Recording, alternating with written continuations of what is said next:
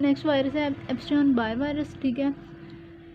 Disease कौन कौन सी कराता है ये? इन्फेक्शियस मोनोन्यूक्लियोसिस करा देता है, ठीक है। इसके अलावा ये एसोसिएटेड होता है मैनी कैंसर्स के साथ, एसोसिएटेड होता है, ये कराता नहीं है, ठीक है। मतलब इन कैंसर की जो स्टेजेस है ना उनमें इनिशिएट तो करा सकता है, लेकिन ये मैलिग्नेंसी नहीं कराता, ठीक है।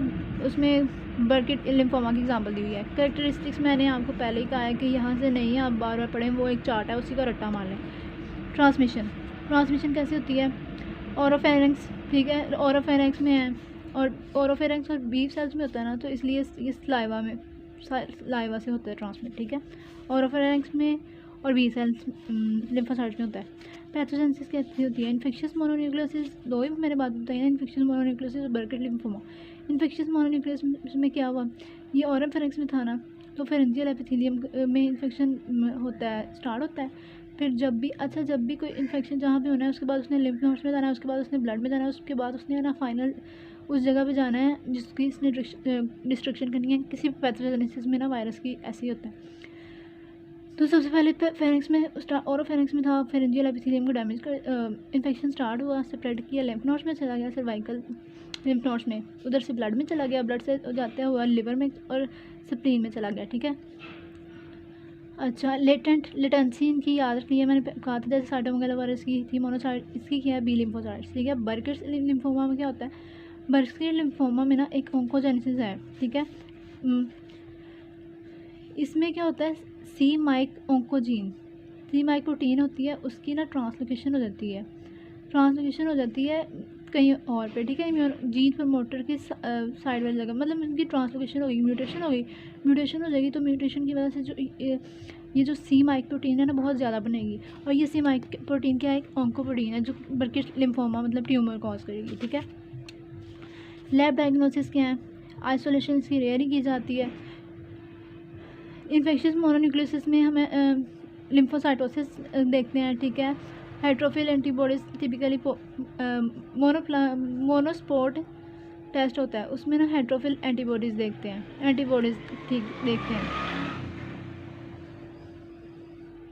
अच्छा, इसकी जो एंटीबॉडीज़ होती है ना वो शिप और हॉर्स के जो रेड ब्लड सेल्स है ना उसकी एग्लूटिनेशन कर देते हैं, इस तरह से हम इसको डिटेक्शन करते हैं।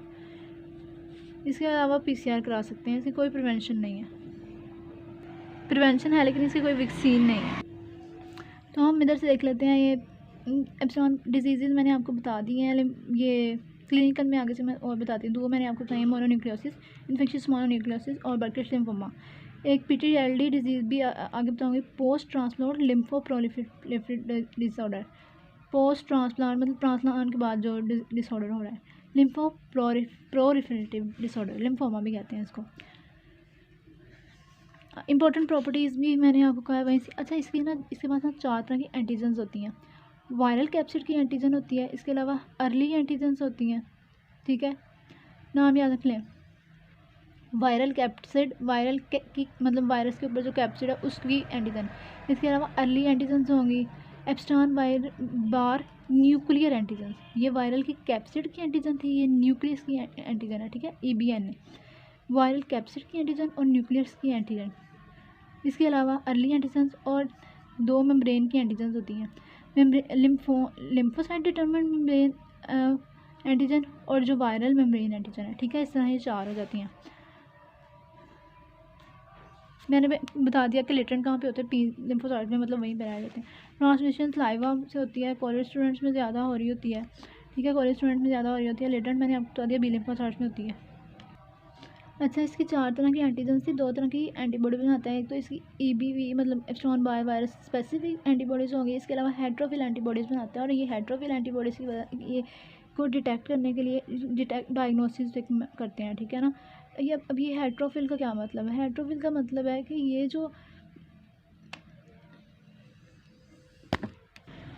हेट्रोफिल एंटीबॉडीज़ का मतलब क्या है? हेट्रोफिल का मतलब है कि ऐसी एंटीबॉडीज़ मतलब इनको डिटेक्ट करने के लिए हम ऐसी एंटीजन्स यूज़ करते हैं जो इनको इंड्यूस नहीं करते, ठीक है ना। डिफरेंट हेट्रो में मतलब इनके लिए डिफरेंट एंटीजन्स यूज़ करते हैं इनकी डिटेक्शंस के लिए। इसके अलावा क्लिनिकल फाइंडिंग्स में इन्फेक्शियस मोनोन्यूक्लियोसिस होता है, X linked lymphoproliferative syndrome, X linked lymphoproliferative syndrome होता है, इसके बाद हेरी ल्यूकोप्लेकिया हो जाता है, एसोसिएटेड होता है कैंसर से, जिसमें Burkitt lymphoma, nasopharyngeal carcinoma, post transplant lymphoma PTLD, post transplant lymphoproliferative disorder. अच्छा, इन्फेक्शन मोनोन्यूक्लियोसिस में क्या होता है? गला ख़राब हो गया है, ठीक है, बुखार है, लिम्फ एडिनोपैथी, स्प्लीनोमेगाली हो गई है, क्योंकि स्प्लीन में गया था और लिवर में भी गया था, ठीक है। एनोरेक्सिया, भूख कोई नहीं लगी, जब भूख नहीं लगेगी तो थकावट भी होगी। हेपेटाइटिस इसमें हो सकता है, और बास पेशेंट में इंसेफ्लाइटिस भी होता है। अभी एक्स लिंक्ड लिम्फोप्रोलिफरेटिव सिंड्रोम क्या है?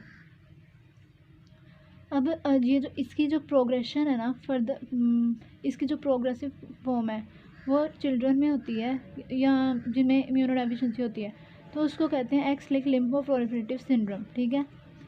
हेरी ल्यूकोप्लेकिया क्या होता है? इसमें ना टंग के ऊपर हेरी सरफेस, इरेगुलर हेरी सरफेस बन जाती है lateral side of the tongue पे, ठीक। Hairy leukoplakia, plakia for tongue. Associated होता है ये कैंसर से, बर्किल लिम्फोमा, ये हॉडकिंस लिम्फोमा की फॉर्म है। नेज़ोफेरेंजियल कार्सिनोमा, ठीक है, नेज़ोफेरेंजियल का कार्सिनोमा हो गया। ये मैंने आपको बता दिया कि एसोसिएटेड का क्या मतलब होता है कि ये जो है इनिशिएटिंग इवेंट्स तो स्टार्ट कराती है सेल डिवीजन के लिए, लेकिन ये प्रेगनेंसी कॉज नहीं करती। इसके बाद लैब डायग्नोसिस आ गया। लैब डायग्नोसिस में दो तरह की अप्रोचेस होती हैं, हम इम्यूनोलॉजिकल अप्रोच करते हैं, ठीक है। इसके अलावा हीमाटोलॉजिकल अप्रोच। हीमोलॉजिकल अप्रोच में हम हेट्रोफिल एंटीबॉडी टेस्ट करते हैं, मोनोस्पोट टेस्ट करते हैं, और EBV स्पेसिफिक एंटीबॉडी टेस्ट करते हैं। हेट्रोफिल एंटीबॉडी, दो तरह की एंटीबॉडी से ना, वायरस की स्पेसिफिक एंटीबॉडी और ये, तो ये वही वाला हो गया। हेट्रोफिल में वो वाली एंटीबॉडी देखेंगे और इसकी स्पेसिफिक है वो देखेंगे। अच्छा, इसमें जो है ना स्पेसिफिक में, तो इसमें हमने IgM और IgG देखी है, ठीक है। अब ये मोनोस्पोर टेस्ट है, ये फास्ट पॉजिटिव भी हो सकता है और फास्ट नेगेटिव भी हो सकता है। हेट्रोफिल में हमने इन्फेक्शियस मोनोन्यूक्लियोसिस को डायग्नोज करना है। हीमेटोलॉजिकल अप्रोच में पेशेंट का हमने ब्लड चेक करना है, उसमें लिम्फोसाइटोसिस हुआ होगा, तो लिम्फोसाइटोसिस हो जाता है। इसके अलावा एटिपिकल लिम्फ्स बनती हैं, ठीक है। उसमें क्या होता है कि लिम्फ्स इनलार्ज हो जाती है, लिम्फोएडिनोपैथी हुई थी ना, न्यूक्लियस एक्सपैंड कर जाता है, वैक्यूलेटेड साइटोप्लाज्म होता है, पूरा का पूरा वैक्यूल ने भर दिया हुआ साइटोप्लाज्म।